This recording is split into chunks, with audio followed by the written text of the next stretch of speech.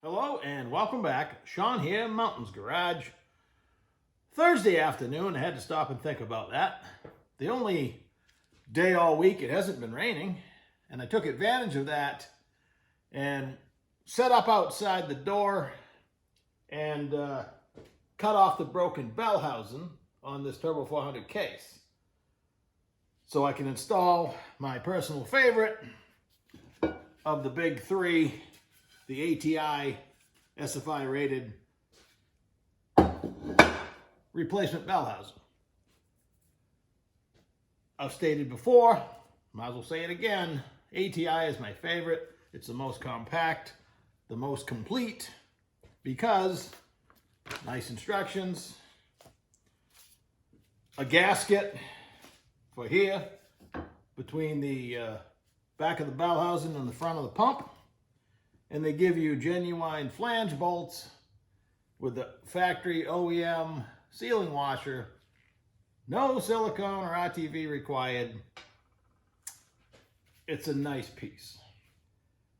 What I also like is the instructions clearly state that it can be installed on a 6-bolt, 7-bolt, or 8-bolt pump case. Today I have a 6-bolt case with the potential for 7. This one here is pretty much always there. I call that number 7. You always have these 6.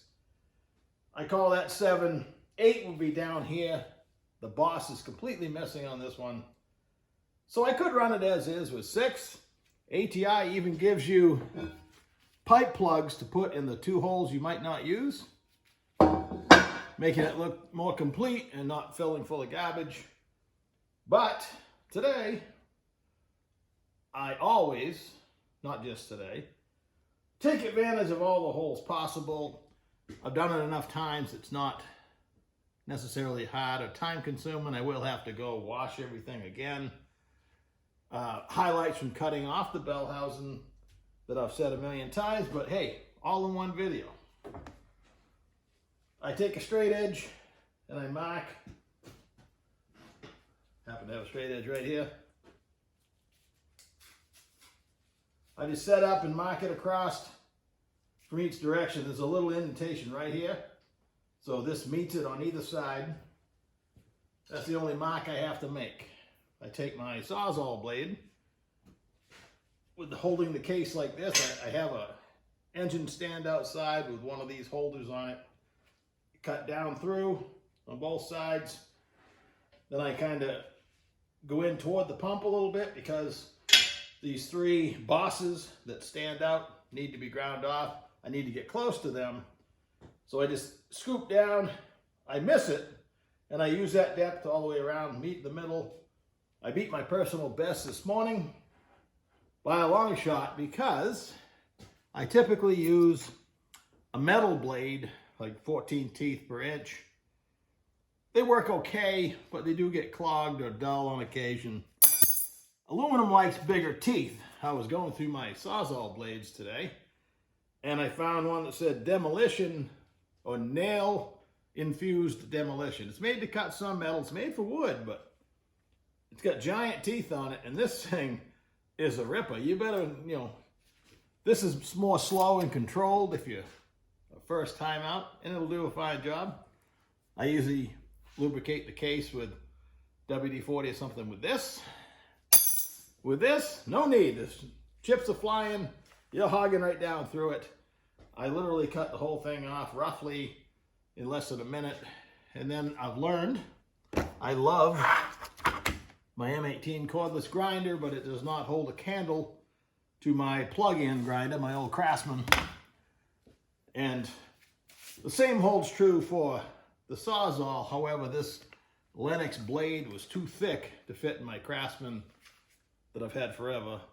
Corded Sawzall, so I use this, and I still have 2 bars left, and I can only started with 3, so it ran under a minute. Didn't strain it at all. That's my new favorite. It kind of added a fun element to a job that I, have done so many times. It seems like a chore at times to set up and do it. And then when you find a way to make it easier, hey, it just makes it better. With a flat disc on my corded grinder, I typically start with it upside down. So I'd be on this side, but I grind down so this is flat, and I work on these two first as a reference. When this is gone, I just start touching the opening. I don't want to remove any from the opening, but I let the flap wheel touch it so I know I'm absolutely flat out this way, all the way around. Same here, I gotta go a little dip with a pan rail, kind of relieve these bosses right here and the pan rail a little bit. You don't want to take away your gasket surface. I mean, you gotta leave enough to support the entire gasket, but this is really close to the bottom of all the bell housings. So once you've done this method, again, I'm just straight down. It's perfectly straight. I don't have wavy lines because I'm watching the flap disc as I'm grinding. I'm grinding the outside. When it touches here, you know, you make sure you don't hold it crooked, but it is so easy and so flawless. And what this accomplishes, it now fits all three brands first try. You can mess around, try to leave some of this strictly cosmetic piece up here. It does nothing. That gap means nothing. This ATI bell housing is so compact, you can't make this fit up against it. They're so far removed, and I'll show you before the video's over, that just cut it off square and flat and be done with it. So now, how do we set up and drill one and sometimes two holes straight? Well, good question. Throughout this process, I'm using my ultra expensive $14 Warrior Harbor Freight drill bits. Home Depot. Harbor Freight. I bought 2 sets. I only use these for good things. I have millions of drill bits, it seems. That's an exaggeration, but I have a lot of drill bits, you know, good quality American-made ones in piles in different sets, and I use those for other things, but lately I've been grabbing these for like 3 years now. I've yet to break one, and my second set still wrapped up, so that's what I'll be using today. They work really nice. You got to give them credit. And $14 for an entire drill set, not bad. So you could set up in the mill, but I know for a fact the case I could set up in the mill to remove the bell housing too, or to finish it, but I could do it, but it's just barely gonna fit with the table all the way down. My drill press, which is behind the mill, I could lower the table and drill these holes. That most people have a drill press or access to one. That works too, but you still have to start a straight hole. So a while ago, I made a starting fixture. It's nothing but a piece of rod that I drilled the center out 1/8 inch. And that, hammered into one of these pump bolt holes, is going to allow me to start it straight, because you have some error. The holes in the pump are 2 sizes larger than the 5/16 bolts that go down through them. This drill size is 11/32, and on the late model pumps, it's about 8 thousandths bigger than that. It's not the next size drill bit, but however they drilled them, the later model pump, still 895 casting, got 895 in it. It's the most popular Turbo 400 pump you're gonna find. This tool I made for the larger, later model castings, and then found out that to fit this pump, I gotta kind of hammer it in and out. It's very, very tight, especially in the ones I didn't drill. So I drilled the 2 extra bolt holes in this pump already. All your Turbo 400 pumps have 8 holes on the back, but they'll only have 6 probably showing on the front. So all you got to do with the pump fully assembled, and be aware at every step we're going to do, there's rock. What I mean is you can have the holes misaligned when you put the pump halves together, when you put the pump into the case, and when you put the bell housing on. For example,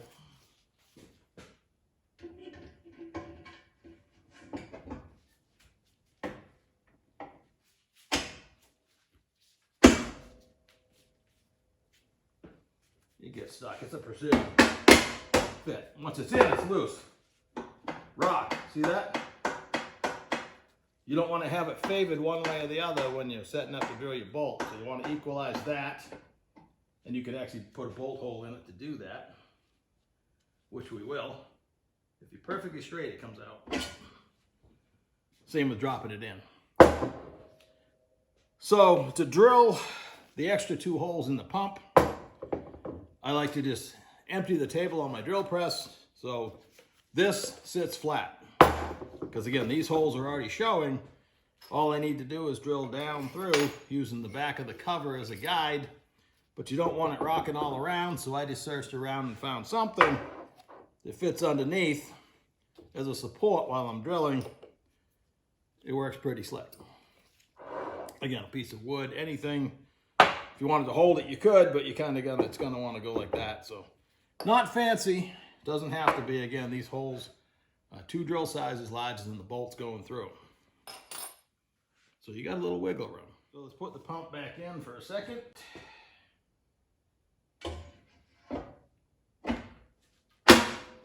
Went right in that time, see? I'll actually get a bolt and secure that. Hang on. I keep an assortment of pump bolts ready to go just for this purpose. 1 should suffice. Again, I'm going to minimize my rock. Move it halfway. Tighten that up. Have to grab a wrench. Okay, so now that takes the wiggle out of it. This is an early casting, so I'm gonna have to tap my drill guide. This is the only trick piece you're gonna need. You got some friend with a lathe. Very easy to just a cheap piece of rod you got at the hardware store. Drill a hole in it. I put a shoulder on it so it can't fall all the way through, not that it would matter. That's the hole I'm drilling. We're down flush. Now, again, if you wanted to set up your drill press table lowered all the way down, you could use that and be guaranteed success probably, but most people are gonna reach for this. The old cordless drill, 1/8" drill bit. And this is the easy one because it's guided. I guess I could build a second one for the tap drill size for 5/16, which is 17/64. Maybe I'll do that someday. I get to make another tool. But today, if we have a straight pilot hole to start with, most people can follow that second time or drill your pilot hole with the drill set up in the drill press. I guess the stakes aren't that high because as long as I didn't completely screw up and drill through the case and put a hole in it, if I completely destroy this hole, I guess I'd have to go back to 6 bolts. But that's never happened. Let's try. As far as depth goes, I happen to know it works out that where the gold transitions into silver on this drill bit is where I need to stop when it hits there. But to be safe, I typically get close, remove the pump, and just compare another bolt hole to the one I'm drilling, because I don't want to go too deep. Here we go.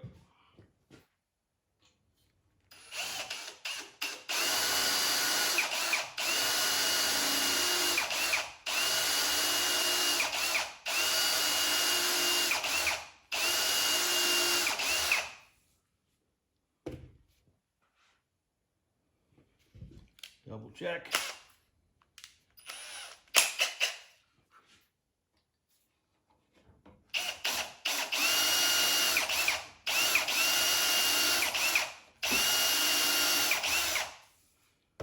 Time to check the depth. The depth on the 1/8" is good. Now I can just double check my depth. Mark the big drill, 17/64 with a Sharpie. And choose now between the hand drill or the drill press. I think I'm going to try the drill press. It'll only take a little extra time, why not?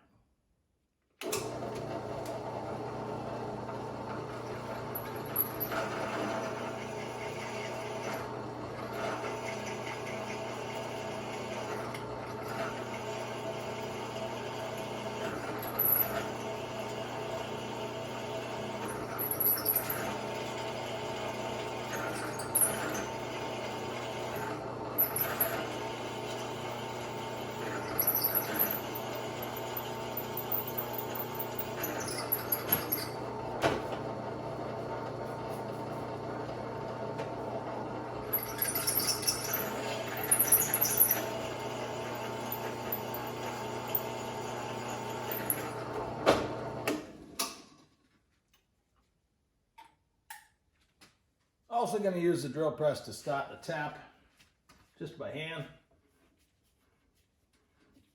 with hopes of leaving it straight. And finish it by hand. I start with a tapered tap. I'll end with a bottom end tap, and then we'll trial fit it.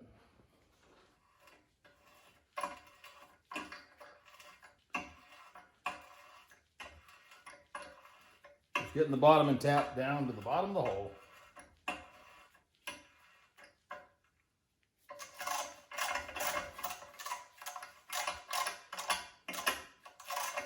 Feels like the bottom. All that's left to do now is to try it on. Instead of the centering tool that I made, you could probably get good results with a transfer punch, but there is some error. You're wiggling the hole. The next size up doesn't fit. This is 11/32. But if you were careful, you could probably use the transfer punch and do it all in the drill press without having the handy dandy homemade tool. So let's stick her in there.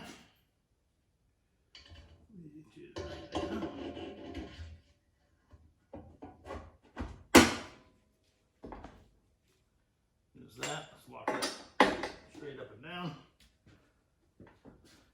Again with the rock. Eyeball looks great. We'll just take one of these studs and put it over here. That tells you right there things are looking pretty good.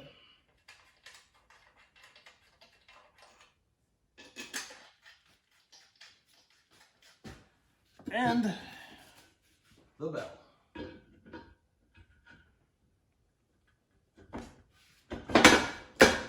There, I've already gone around with a flashlight, making sure I have clearance. We're perfectly flat all the way around.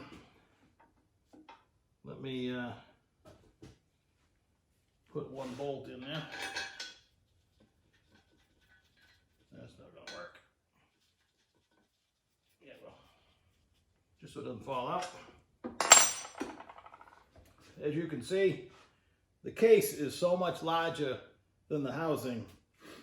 Worrying about your gaps, foolish, but now I can see everything. I've said it a million times. I just said it again. When it's all painted, everything's straight and square, it looks good. So, all right, now we've done it. We've added an extra hole. We cut the bell off, trimmed it, added an extra hole. Now I'm ready to go outside and clean it one more time. We got the pressure washer set up today. Doing some other things. I'll just blast that off one more time, get all the debris out of it, and we can start the process of actually assembling a transmission. Have a great day. Take her easy.